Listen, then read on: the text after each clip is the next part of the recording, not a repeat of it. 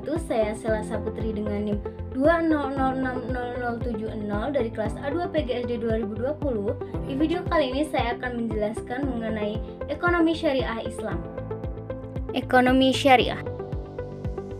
Pengertian ekonomi syariah.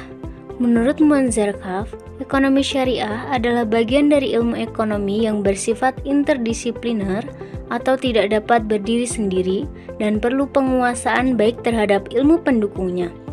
Sedangkan menurut M.A. Manan, ekonomi syariah merupakan ilmu yang mempelajari masalah ekonomi rakyat yang diilhami oleh nilai Islam. Tujuan ekonomi syariah. Yang pertama, kebebasan individu dalam konteks kemaslahatan sosial. Yang kedua, persaudaraan dan keadilan universal. Yang ketiga, kesejahteraan ekonomi dalam kerangka norma moral Islam.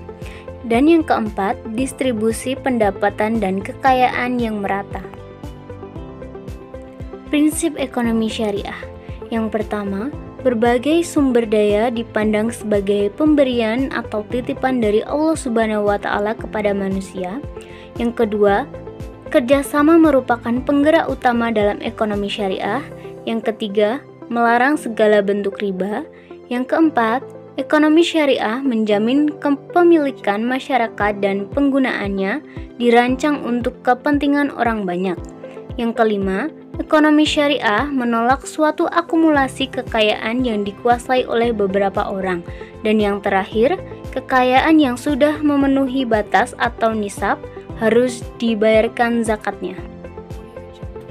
Karakteristik ekonomi syariah.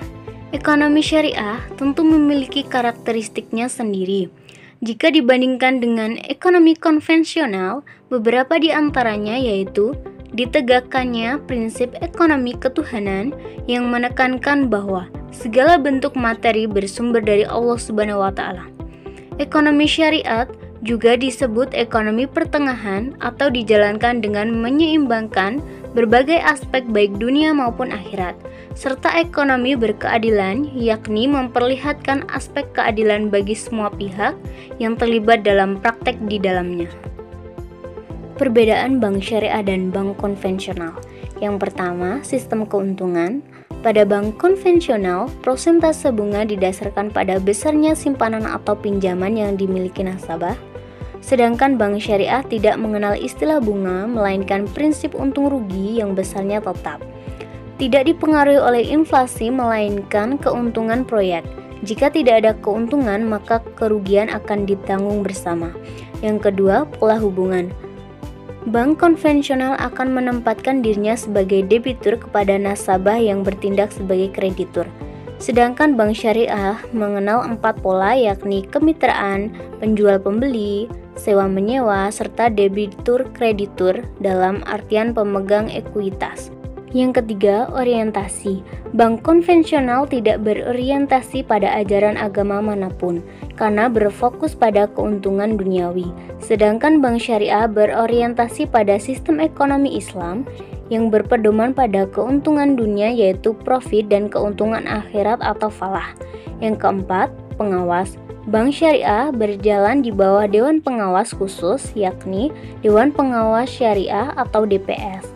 Sedangkan selama ini bank konvensional tidak memiliki Dewan Pengawas Khusus. Sekian video dari saya. Wassalamualaikum warahmatullahi wabarakatuh.